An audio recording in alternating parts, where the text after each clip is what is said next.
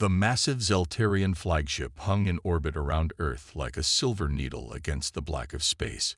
Jack Monroe adjusted his tie for the fifth time and tried to calm his racing heart.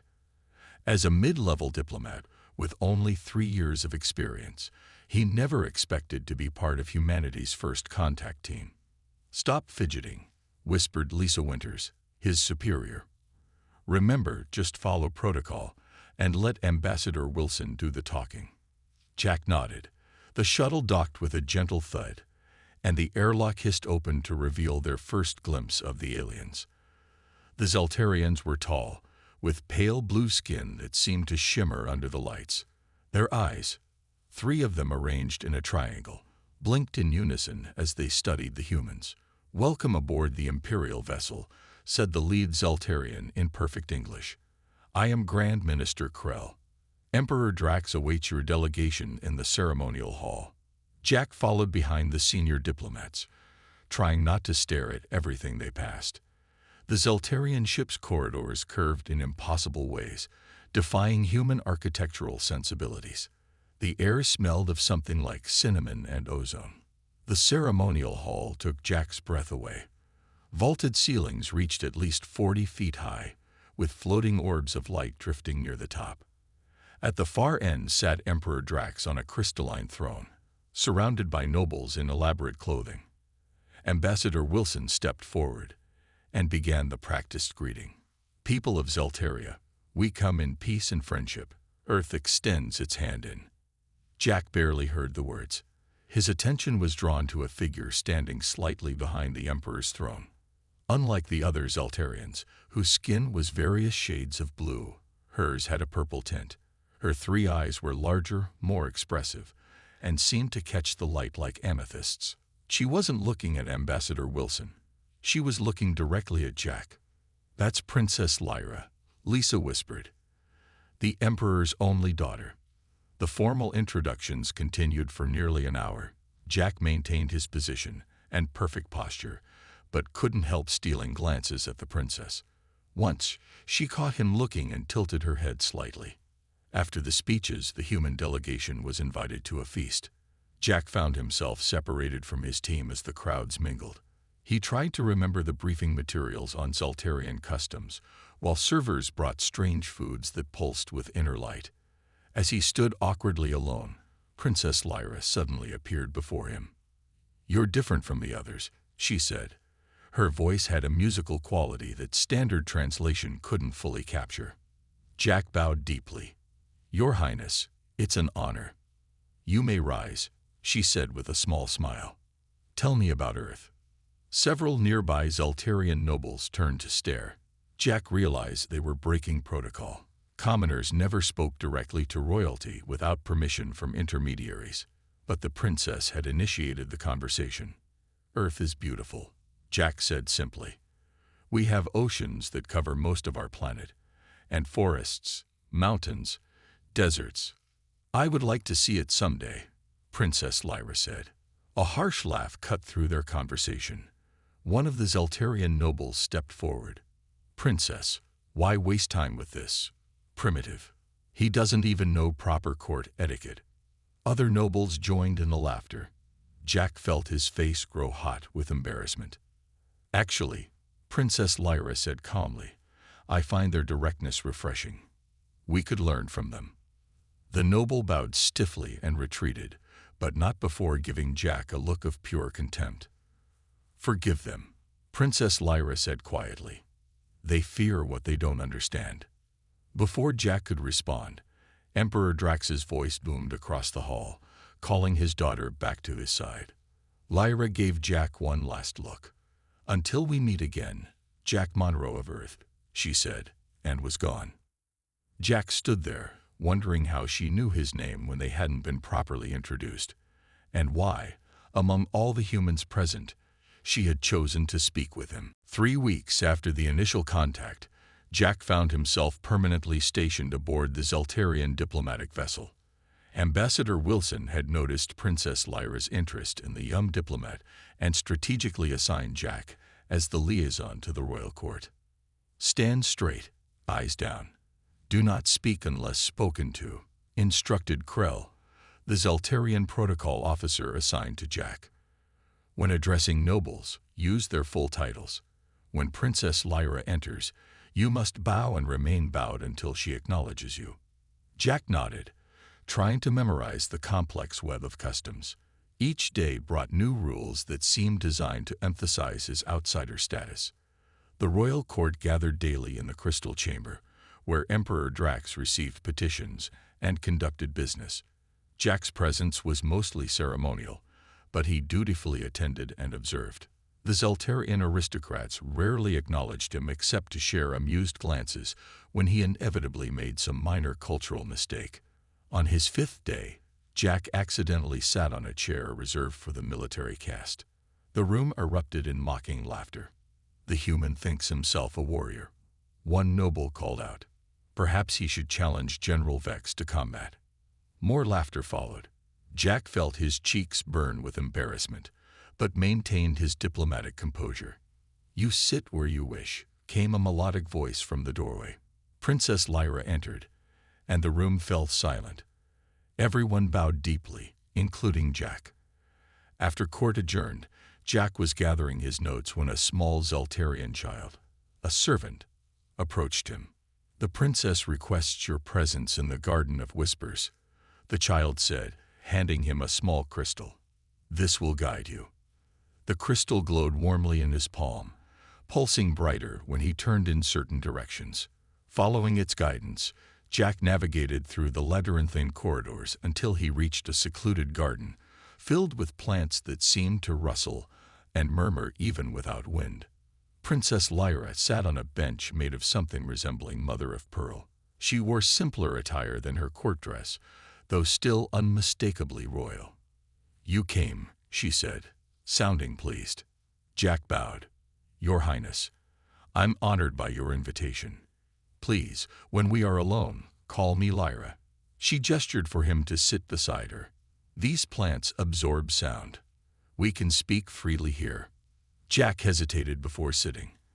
"I'm not sure that would be appropriate." Lyra's 3 eyes blinked in a pattern that suggested amusement. "You worry about our customs, yet you don't know which ones truly matter." "I'm trying to learn," Jack admitted, "but there seem to be endless rules.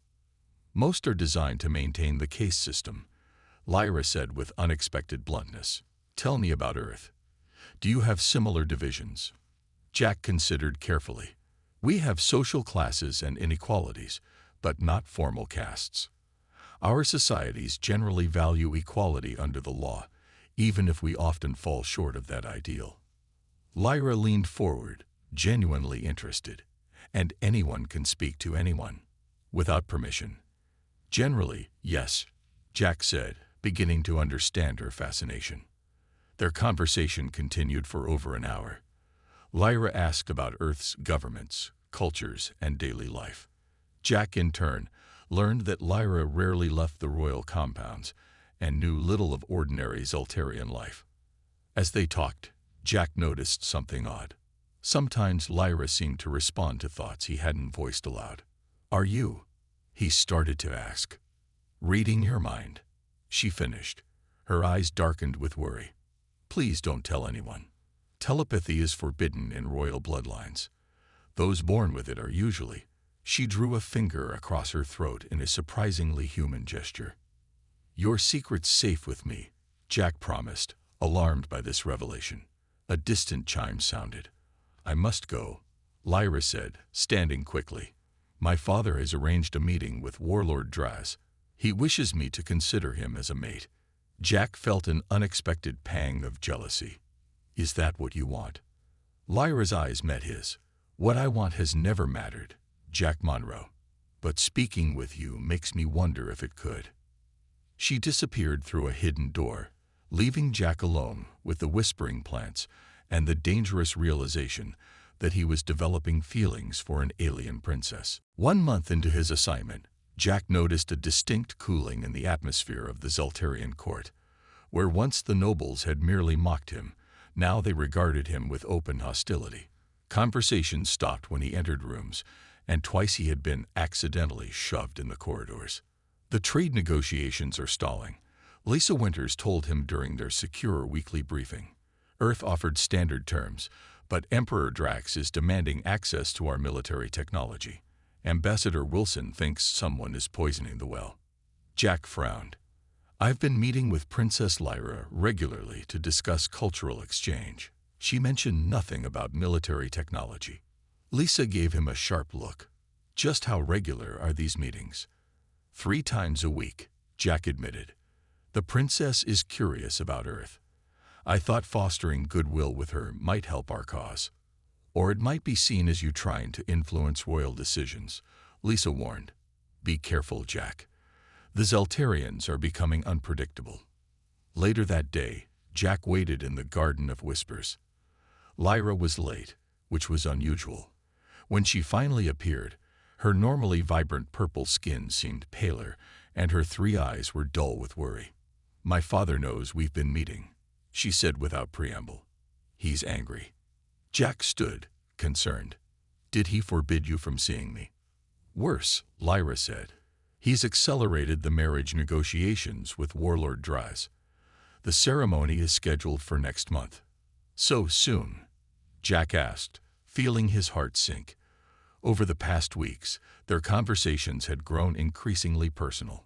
Through their talks, he'd discovered that beneath her royal exterior, Lyra was intelligent, compassionate, and increasingly frustrated with her society's rigid structures. Father believes I've been contaminated by human ideas. She sat beside him, closer than protocol would allow. He's not entirely wrong.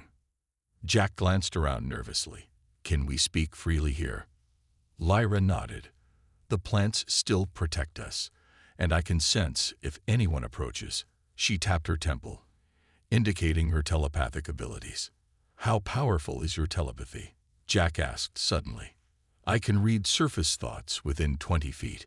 With concentration, I can probe deeper. She looked down. I try not to invade your privacy, but sometimes your thoughts are very loud. Jack blushed, wondering which thoughts she had picked up. The flattering ones, she said with a small smile, answering his unspoken question. Then her expression grew serious. Jack, there's something else. I've been sensing disturbing thoughts from my father's war council. What kind of thoughts? They speak of trade publicly, but think of conquest. Lyra's eyes darkened. Warlord Draz has convinced my father that humans are dangerous but technologically valuable. They plan to establish a foothold through diplomacy, then strike when Earth least expects it. Jack felt a chill. Are you sure? I've seen the battle plans in Draz's mind. Lyra confirmed. After our marriage, he intends to use my royal authority to command a diplomatic mission to Earth. It will be an invasion force. Jack ran a hand through his hair. I need to warn my people. You can't, Lyra said urgently.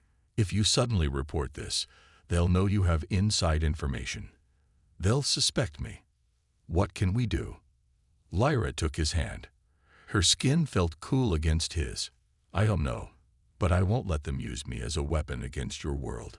She hesitated. Jack, there's something else. The reason my father fears my contact with you. What is it? Telepaths can form bonds with those they're close to. My people consider it a dangerous vulnerability. My father fears I'd form such a bond with you. Jack looked into her 3 amethyst eyes. Have you? Before she could answer, a sharp alarm sounded throughout the ship. The garden's entrance slid open, and 3 Zeltarian guards rushed in. Jack Monroe, the lead guard announced, you are summoned to Emperor Drax's private chambers immediately. Lyra stood protectively. On what grounds? The guard bowed to her but remained firm. Forgive me, Princess, but the Emperor has evidence that the human has been stealing classified information. Jack felt Lyra's fear spike in his mind. Somehow, he understood her unspoken warning as clearly as if she had shouted it. They're going to kill you. I'll come peacefully, Jack said, knowing he needed to buy time. As the guards escorted him away, he caught a final glimpse of Lyra, her 3 eyes filled with determination. Whatever happened next, He knew they were both in grave danger. The Emperor's private chamber was dimly lit with floating orbs that cast purple shadows across the crystalline walls. Jack stood in the center, surrounded by Zeltarian guards whose hands rested on their energy weapons. Emperor Drax loomed before him, his massive frame enhanced by a ceremonial exoskeleton that clicked with each movement. Human. Drax's voice reverberated through the chamber. You abuse our hospitality. Your Majesty, Jack said, keeping his voice steady. I've done nothing wrong. Drax raised a long blue finger. A holographic display appeared between them, showing Jack entering various areas of the ship. The footage had been edited to make his actions appear suspicious. Our security systems detected unauthorized data transfers from restricted terminals, Drax said. The encryption signature matches Earth technology. This is a misunderstanding, Jack protested. I've only accessed areas I've been cleared for. Warlord Draz stepped from the shadows. Jack had seen him at court, but never this close. The warlord's skin was deep navy, almost black, and scars crisscrossed his face. Perhaps the human needs proper incentive to confess, Draz suggested, activating a small device that extended into a pain rod. From the doorway. Father, this is beneath you. Princess Lyra entered, wearing formal royal attire. Her posture was perfect, but Jack could see the tension in her eyes. Daughter, you should not be here, Drax said. If you accuse Earth's representative of espionage, I should witness the proceedings, Lyra countered. As your heir, I must learn how such delicate matters are handled. Jack caught her subtle glance. She was buying time, but for what? The evidence is clear, Draz insisted, moving closer to Jack. The human must be made an example of. After all, we can't have Earth thinking they can spy on us without consequences. Before you proceed, Lyra said, should we not contact Ambassador Wilson? A diplomatic incident of this magnitude. The ambassador has already been informed that her subordinate has been detained for questioning. Drax interrupted. No further courtesy is required. Jack's communicator suddenly vibrated against his wrist. A single pulse, followed by 3 short ones. The Earth emergency evacuation signal. Lyra stepped closer to her father. At least allow me to question him first. Perhaps a more subtle approach would yield better results. You are too soft, Princess, Draz sneered. This is why our empire needs stronger leadership. When we are married, I will teach you how to handle enemies of Zeltaria. Jack saw Lyra's fists clench at her sides. I am not yours yet, Warlord. While the Zeltarians argued, Jack felt a strange sensation in his mind. Lyra's voice, but without sound. Asterisk when the lights flicker, run to the east corridor. 3rd door. Commander Blackwell is waiting asterisk. Jack gave no sign he'd heard the telepathic message, but positioned himself closer to the indicated exit. Emperor Drax rose from his throne. Enough. Warlord Draz, proceed with the interrogation. Lyra, you will observe from a distance. Draz smiled cruelly and raised his pain rod. Just as he stepped toward Jack, the ship lurched violently. The lights flickered, then went out completely. What is happening? Drax demanded as emergency lighting slowly activated. A guard burst into the chamber. Your Majesty, an Earth vessel has docked without authorization. They claim engine failure, but Jack didn't wait to hear more. In the confusion, he sprinted for the east corridor. Behind him, he heard Draz shouting orders. The 3rd door slid open as Jack approached. Inside, Commander Susan Blackwell of the Earth ship Intrepid waited with a phase pistol drawn. Monroe, move it. We've got 5 minutes before they override our emergency docking, she ordered. Wait, Jack said. I can't leave yet. This isn't a discussion, Blackwell insisted. Ambassador Wilson received intelligence that you were about to be executed. We're extracting you now. Before Jack could argue further, Princess Lyra appeared at the doorway, breathing hard. They know, she gasped. Draz accessed my father's security monitors. He's sending guards here now. And She hesitated. He's convinced my father I helped you escape. He's calling it treason. Jack made a split-second decision. Commander, we need to take the princess too. Blackwell looked shocked. That would be kidnapping royalty. It could start a war. There's already going to be a war, Jack said urgently. And they'll kill her for helping me. Shouts echoed down the corridor as guards approached. Lyra stepped inside, and the door sealed behind her. It's not kidnapping, Jack added, taking Lyra's hand. It's asylum. The Zaltarian guards reached the door, pounding on the metal. Draz's voice came through the intercom, filled with mockery. A human thinks he can take our princess. What foolishness! You'll never escape this ship alive. Behind his mocking words, Jack heard genuine fear. Draz wasn't laughing because he thought the plan would fail. He was laughing because he was afraid it might succeed.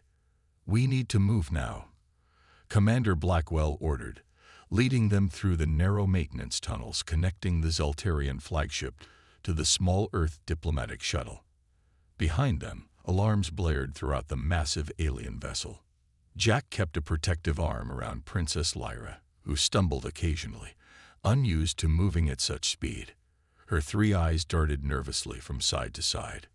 The diplomatic shuttle Sunrise is prepped for launch, Blackwell explained as they ran. It's small, but fast. Earth's main vessel Intrepid is creating a diversion on the other side of the Zaltarian ship. They reached the airlock where the shuttle was docked. 2 Earth security officers stood guard, weapons ready. Get in, Blackwell commanded. I'll hold them off here as long as possible, then join the Intrepid through the secondary dock. Commander, Jack began to protest. That's an order, Monroe. Your priority is getting the princess to Earth safely. She pressed a data chip into his hand. The princess's asylum claim. Make sure it reaches Earth Central. Jack nodded grimly and helped Lyra aboard the shuttle. The airlock sealed behind them with a hiss. Can you fly this? Lyra asked as they strapped into the cockpit. Basic training only, Jack admitted, activating the shuttle systems. I'm not a pilot. The shuttle's engines hummed to life just as the first Zaltarian cruiser detached from the mothership. Jack's hands flew across the controls, and the Sunrise lurched away from the flagship. Unauthorized departure detected, came a mechanical voice over the comm system. Return to dock immediately or face hostile action. Jack ignored the warning and pushed the shuttle to full speed. The stars blurred as they accelerated away from the Zaltarian fleet. 3 pursuit vessels behind us, Lyra reported, studying the sensor readouts. They're faster than we are. Maybe, Jack said with a grim smile, but I doubt they're expecting this. He banked the shuttle sharply toward a dense asteroid field nearby. The Zaltarian ships followed, their sleek forms cutting through space with deadly precision. Jack, what are you doing? Lyra asked, gripping her seat as the shuttle rocked violently. Even experienced pilots avoid the Kemar belt. Exactly, Jack replied. Your military trains for precision formation flying in open space. Earth pilots train for adaptability. He cut the main engine suddenly, letting the shuttle drift into the asteroid field, then fired just the ventral thrusters in short bursts. The shuttle hopped from one asteroid shadow to another. Behind them, one of the Zaltarian vessels clipped an asteroid and spiraled away, its engine sputtering. The other 2 slowed their pursuit, clearly uncomfortable with the terrain. They're charging weapons, Lyra warned. Jack spotted a particularly dense cluster of asteroids ahead. Hold on. He pushed the shuttle directly toward the cluster, then at the last second, killed all power. The shuttle drifted silently between the spinning rocks as the Zaltarian ships fired, hitting only asteroids. The electromagnetic properties of these asteroids should mask our signature, Jack explained, watching the Zaltarian ships circling outside the cluster. They can't detect us while we're powered down. Lyra's hand found his in the dim emergency lighting. You continue to surprise me, Jack Monroe. Not bad for a primitive human, right? He smiled. They watched tensely as the Zeltarian ships continued their search pattern for nearly an hour before finally giving up and returning to the flagship. Jack carefully reactivated minimum power. We need to find somewhere to lay low while they set up blockades on all routes to Earth. Lyra studied the star charts. Here, she pointed to a small planet at the edge of the system, Terex II. It's uninhabited but habitable. My people surveyed it but found insufficient resources to justify colonization. Jack set a course, keeping the shuttle's power signature as low as possible. As they approached the planet, the shuttle shuddered violently. "What's happening?" Lyra asked. Jack frowned at the readouts. "The fuel cell was damaged during our asteroid maneuvers. We're losing power." The shuttle began to heat up as they entered the planet's atmosphere. Warning lights flashed across the console. "Can you land it?" Lyra asked, her voice remarkably calm. "It won't be pretty," Jack admitted, fighting the controls as the shuttle bucked and rolled. Terex IOE's surface rushed up to meet them. Vast purple forests and gleaming lakes. Jack aimed for a clearing, but the shuttle was barely responding to controls now. "Brace for impact," he yelled, pulling Lyra close to shield her as the shuttle plunged toward the alien landscape. The last thing Jack saw before impact was the 3 moons of Terex III hanging in the lavender sky, and his last thought was that he'd managed what the Zeltarians thought impossible. He'd taken their princess beyond their reach. Jack woke to the sound of dripping water. His head throbbed and something warm trickled down his forehead. Blood. The shuttle lay at an awkward angle, half buried in marshy ground. Through a cracked viewport, purple foliage swayed in an alien breeze. "Lyra," he called, panic rising as he unstrapped himself. "Here," came her weak voice from the rear compartment. Jack found the princess pinned beneath a fallen storage locker. Her purple skin had paled to lavender, but her 3 eyes were alert. "Are you hurt?" he asked, carefully lifting the locker. "Just bruised," she assured him. "Our physiology is more durable than yours." Once freed, they assessed their situation. The shuttle was beyond repair. The communications array was shattered, and the emergency beacon had been damaged in the crash. "We need to find shelter and water," Jack said, gathering what supplies had survived. "Night will come eventually." They salvaged what they could and ventured into the alien forest. Massive tree-like plants with spiral trunks surrounded them, their canopies filtering sunlight into dappled patterns. Strange creatures scurried away as they approached. "This way," Lyra said suddenly, pointing east. "I sense something." Jack had learned to trust her telepathic instincts. They hiked for hours through the increasingly dense vegetation until they reached a massive cliff face. Lyra approached it confidently and pressed her hand against a seemingly solid rock wall. To Jack's amazement, the stone shimmered and revealed a hidden entrance. "How did you know?" he asked. "Minds," she whispered. "Many minds, thinking in unison."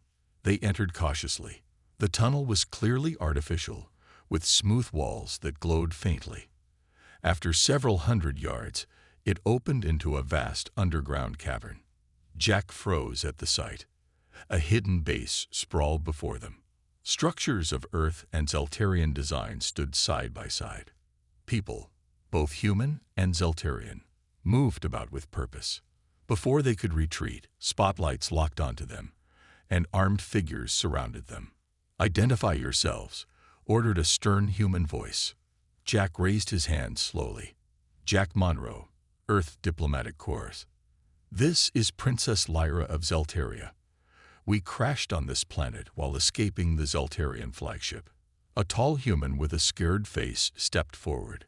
"I'm General Keith Martinez, Earth Special Forces." His eyes narrowed suspiciously. "What's a princess of Zeltaria doing with you?" "Seeking asylum," Lyra answered for herself. "My father plans to use me in a marriage alliance to facilitate an invasion of Earth." A murmur ran through the gathered crowd. From behind Martinez stepped a Zeltarian, with distinctive gold markings on his blue skin. "Professor Zan," Lyra gasped. You disappeared 3 years ago. The court said you were executed for treason. The Zeltarian bowed. Princess Lyra, your father wished to silence my warnings about resource depletion on our homeworld. I found refuge with these humans. Martinez, study them carefully. Take them to medical, then my office. Full security. Hours later, after being treated for their injuries and thoroughly questioned, Jack and Lyra sat in Martinez's office as he explained the true situation. We've known about Emperor Drax's plans for months, Martinez said. This base is part of a joint resistance movement. Many Zeltarians disagree with the Emperor's expansionist policies. How many are you? Jack asked, amazed. 300 humans, over 1,000 Zeltarian refugees, Martinez answered. We've been building our strength, gathering intelligence. Professor Zan joined them. Princess, your defection changes everything. You bring legitimacy to our cause. And her telepathic abilities, Jack added, with a questioning look at Lyra, who nodded her permission. She can detect deception, coordinate actions. Martinez leaned forward, suddenly interested. You're telepathic. The royal bloodline hasn't produced a telepath in generations. My father kept it secret, Lyra explained. He feared it would make me uncontrollable. He was right, Martinez said with the first smile Jack had seen from him. With your abilities, we could coordinate our forces across the system without detection. Jack watched as Lyra straightened, something changing in her posture. Gone was the sheltered princess. In her place sat a determined woman ready to fight. I'll do more than that, she said firmly. I know my father's security protocols, his battle plans, and the layout of every royal facility. And I know exactly when and where my wedding to Warlord Draz is planned. Martinez exchanged looks with Professor Zan. Are you suggesting what I think you are? Lyra nodded. The wedding is when all the high command will be gathered in one place, vulnerable. It's when we should strike. Jack took her hand. It's incredibly dangerous. Lyra's 3 eyes met his, no more dangerous than a human taking an alien princess. Her lips curved in a smile. They laughed at you once. They won't be laughing when we're done. 3 months after their crash landing, Jack stood on the bridge of the Resistance flagship Guardian, staring at the Zeltarian royal palace displayed on the view screen. The massive crystalline structure sparkled in the light of the dual suns, seemingly peaceful on this momentous day. All teams in position, reported General Martinez, studying tactical displays. Operation Wedding Crash commences in 30 minutes. Jack adjusted the formal Zeltarian attire he wore, clothing designed to help him blend in with the wedding guests.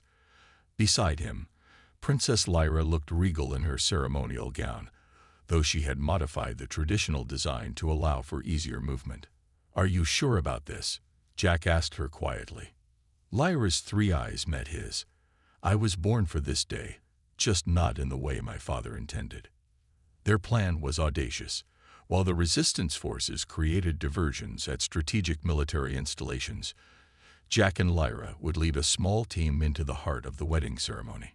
Lyra would use her telepathic abilities to coordinate movements and identify threats, while Jack would use his diplomatic skills to rally support once Drax's war plans were exposed. It's time, Martinez announced. Good luck. Jack and Lyra boarded a small shuttle with 6 other operatives, 3 humans and 3 Zeltarians. As they approached the palace, Lyra used her royal codes to bypass security protocols. Guards waved them through, mistaking them for minor nobles arriving for the ceremony. Security is lighter than expected, whispered Linda Reeves, one of the human operatives. They're overconfident, Lyra replied. They believe I've been kidnapped, not that I left willingly. The grand ceremonial hall was filled with hundreds of Zeltarian nobles and dignitaries. At the far end, Emperor Drax sat on his throne, with Warlord Draz standing proudly beside him. A space remained empty where Lyra should have been. The ceremony can't start without the bride, Jack observed. Perfect timing. Their team split up, moving into predetermined positions around the hall. Jack and Lyra remained hidden behind a massive column near the entrance. Ready? Jack asked. Lyra took a deep breath. Ready. Together, they stepped into the open. A gasp rippled through the crowd as Lyra was recognized. Emperor Drax rose from his throne, his face a mask of shock. Daughter. His voice boomed across the hall. Father. Lyra replied, her voice amplified by the chamber's natural acoustics. I've returned, but not for the wedding you planned. Warlord Draz stepped forward, his hand moving to his weapon. Seize them. The human has corrupted the princess. No one will seize anyone, Lyra commanded, her royal authority evident in her voice. I have come to speak truth to my people. Jack activated the holographic projector they had brought. The space above the crowd filled with images, Drax's secret war plans, military briefings, invasion routes targeting Earth's colonies. These are my father's true intentions, Lyra announced. Not peaceful trade, but conquest and subjugation. The crowd murmured in growing unrest. Many Zeltarians had been told that relations with Earth were purely diplomatic and mutually beneficial. This is treason, Drax shouted. Guards, arrest them. But the guards hesitated, confused by the conflicting orders and disturbing evidence. Lyra closed her eyes, concentrating. Jack knew she was using her telepathic abilities to broadcast her sincerity to those nearby, who would in turn influence others. The royal family has hidden truths from you, she continued. Our homeworld's resources are depleting. Instead of seeking sustainable solutions, my father chose conquest. Professor Zan stepped forward from his position in the crowd. The princess speaks truth. I was banished for presenting the same evidence years ago. Other Zeltarian resistance members revealed themselves, each adding their testimony. The crowd's mood shifted from confusion to anger, not at Lyra, but at those who had deceived them. Warlord Draz, seeing the situation deteriorating, drew his weapon and aimed at Jack. If the human dies, this rebellion dies. Before he could fire, Lyra raised her hand. Draz froze in place, his three eyes wide with shock as Lyra's telepathic power held him immobile. No more violence, she declared. Zeltaria chooses peace today. Lower-caste Zeltarians who had been serving at the ceremony moved to stand behind Lyra. Then came members of the merchant guilds, followed by junior military officers. Within minutes, Emperor Drax stood virtually alone. The people have spoken, Father, Lyra said gently. Step down with dignity. As royal guards surrounded Drax and Draz, Jack stepped forward and addressed the assembly. People of Zeltaria, Earth extends its hand in true friendship, not as conquerors or subjects, but as equals with shared futures. The same nobles who had once laughed at Jack's human ignorance now approached him with respect, asking about Earth's democratic systems and how a peaceful transition might work. Later, as provisional leaders were chosen and peace talks scheduled, Jack found Lyra alone on a palace balcony, watching her world's twin suns setting. You did it, he said, joining her. We did it, she corrected him.